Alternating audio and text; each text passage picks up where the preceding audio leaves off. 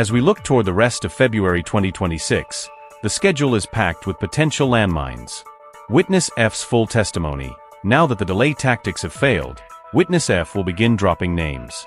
We expect details on the money trails leading to the very top of the police service. The counterattack.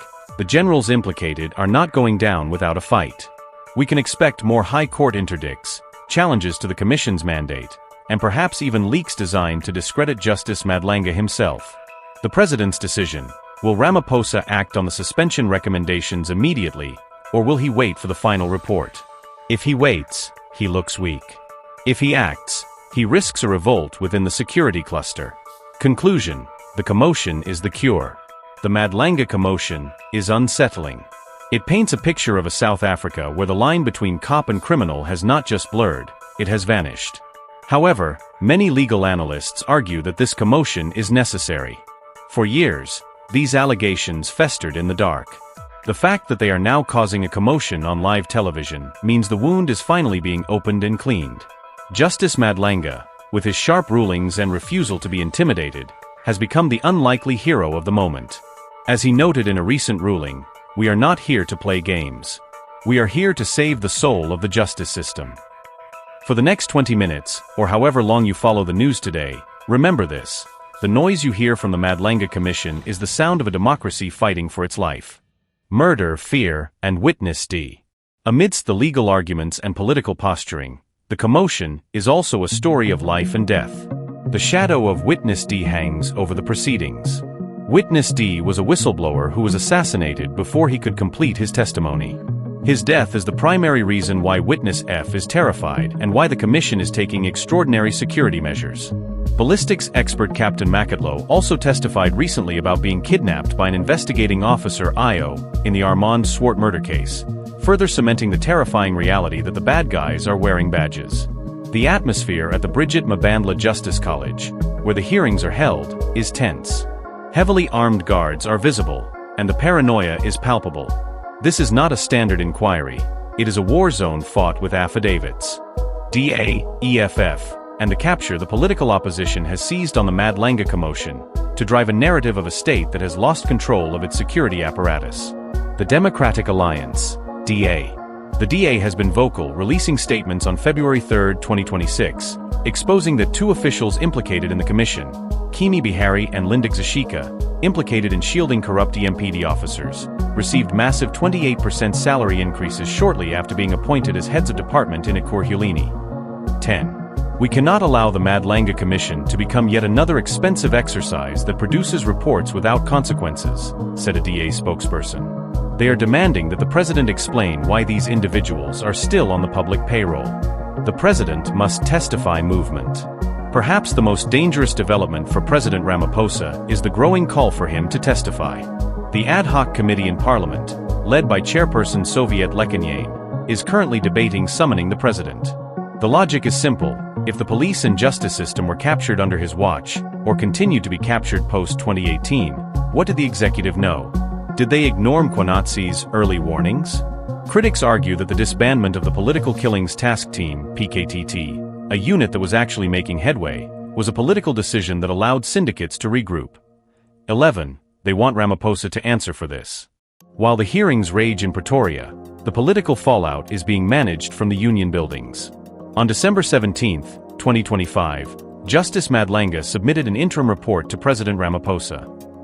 8. The president publicly welcomed the report on January 29, 2026, but its contents are a ticking time bomb for the ruling party. The referrals. Crucially, the interim report didn't just make policy recommendations. It made referrals for immediate criminal investigation and prosecution. It recommended that 14 senior SAPS officials be suspended and investigated. This has created a legal firestorm. Attorney Noato, representing Witness F and others, argued on February 3 that the commission is biased. He pointed out that the president released a statement mentioning prima facie evidence against individuals who haven't even testified yet. 9. My client is being referred for prosecution without his side of the story being heard, Noato argued. 9. This is prejudicial. Justice Madlanga defended the report, stating that the gravity of the evidence required immediate action to prevent further tampering with the justice system. He argued that an interim report is not a final verdict, but a necessary intervention when ongoing criminality is detected. If the Senona testimony was the blockbuster movie, the saga of Witness F has been the tense legal thriller. As of Tuesday, February 3, 2026, the Commission is locked in a battle over the testimony of this secret witness. 5. Witness F is a member of the Gauteng Organized Crime Unit. 5. He is a Section 204 witness, someone who has admitted to being part of the criminal enterprise but is testifying in exchange for potential indemnity. The delay tactics. Witness F was scheduled to testify last Friday, but his arrival was derailed by his legal team, led by attorney Hartley Noato. 567 Noato launched a series of urgent applications that threw the schedule into chaos. Safety concerns. He argued his client's life was in immediate danger if he testified publicly. Unread documents. He claimed he had been drowned in 4,000 pages of evidence and wasn't ready. 6. The High Court dash. In a move that infuriated Justice Madlanga, Noato left the Commission waiting while he dashed to the High Court to file an urgent interdict to stop the proceedings. The ruling. On February 3rd, Justice Madlanga had had enough. 6. In a stinging ruling, he described Ngawato's conduct as unprofessional and an abuse of process. He ruled that Witness F must testify. His identity will be protected. He will testify from a remote, undisclosed location. His face will not be shown, and he will be referred to only as Witness F. No more delays. The application for postponement was refused. The bombshell evidence. Why is Witness F so important? The Commission's evidence leaders, led by Advocate Matthew Chaskelson, have revealed that Witness F's testimony, and his WhatsApp history, links him to suspended Deputy National Police Commissioner Shadrach Sibiya. Witness F is alleged to have acted as a bagman or runner, collecting large sums of cash from questionable characters, and delivering them to high-ranking generals. His phone data reportedly contains the most relevant evidence the Commission has. The last week of January 2026 provided perhaps the most damaging testimony to the reputation of the Hawks in its history. The focus was on Major General Senona, the KwaZulu-Natal head of the Hawks. 3-4. Senona was called to explain his relationship with Vusimusi Cat Matlala, a controversial businessman and accused organized crime figure currently implicated in the massive Tembisa hospital corruption scandal. 4. The brotherly bond. In a display that left the gallery gasping, Senona admitted to having a brotherly relationship with Matlala.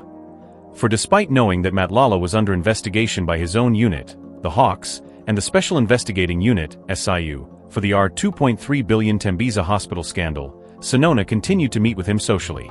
Evidence led by Advocate Adela Hassim showed that Senona and Matlala exchanged WhatsApp messages just one day before Matlala was arrested by a special task team in May 2025. The leaked docket. The commotion reached a fever pitch when evidence was presented suggesting Senona had shared a sensitive police docket with Matlala. 3. This docket contained the personal details, ID numbers, home addresses, and photos of 6 of Senona's own subordinates, Hawks members, and crime intelligence officers. 3. When pressed by Justice Madlanga on why he would endanger his own officers by handing their details to an alleged crime boss, Senona buckled. He claimed he was gradually distancing himself from Matlala, a defense that Madlanga openly mocked from the bench. 4. You are a senior police officer entrusted with upholding integrity, Madlanga scolded. Why, after deciding to end contact, did you continue communicating? Your logic does not hold. This testimony has led to immediate calls from civil society and the Democratic Alliance, DA, for Senona's immediate suspension and criminal prosecution. To understand the weight of the current proceedings, one must understand the man holding the gavel. Justice Mbuyiseli Madlanga is not a figure who courts controversy, yet he now finds himself drowning in it. In July 2025, Justice Madlanga hung up his robes at the Constitutional Court after a distinguished 12-year tenure. 1-2 His retirement was marked by a special ceremonial sitting where Chief Justice Mandi Samaya lauded his remarkable intellect and humility. 2. At 63, many expected him to fade into a quiet, scholarly retirement. But President Cyril Ramaphosa had other plans. Following a series of bone-chilling allegations made by KwaZulu-Natal Police Commissioner Lieutenant General Mkhwanazi regarding criminal syndicates running the police, Ramaphosa established this commission in July 2025. He needed a figure of unimpeachable integrity to lead it. He chose Madlanga. The commotion began almost immediately. Unlike the Zondo Commission, which took years to gather steam, the Madlanga Commission has been sprinting since day one. Justice Madlanga, seemingly invigorated by the urgency of the crisis, has adopted a no-nonsense approach that has rattled legal teams and witnesses alike. If you have walked past a television screen, glanced at a newspaper headline, or scrolled through social media in South Africa over the last few weeks, you have witnessed the Madlanga Commotion.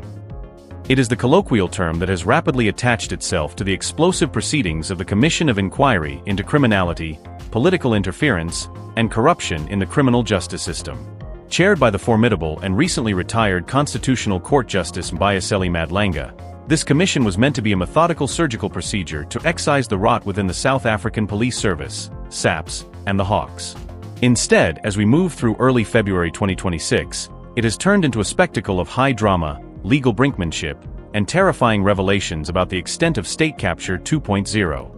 From secret witnesses testifying from undisclosed locations to senior generals admitting to brotherly relationships with organized crime bosses, the Madlanga Commission has become the epicenter of a national crisis. This article provides a comprehensive deep dive into the latest news, the key players, and why this inquiry is causing such a commotion in the corridors of power.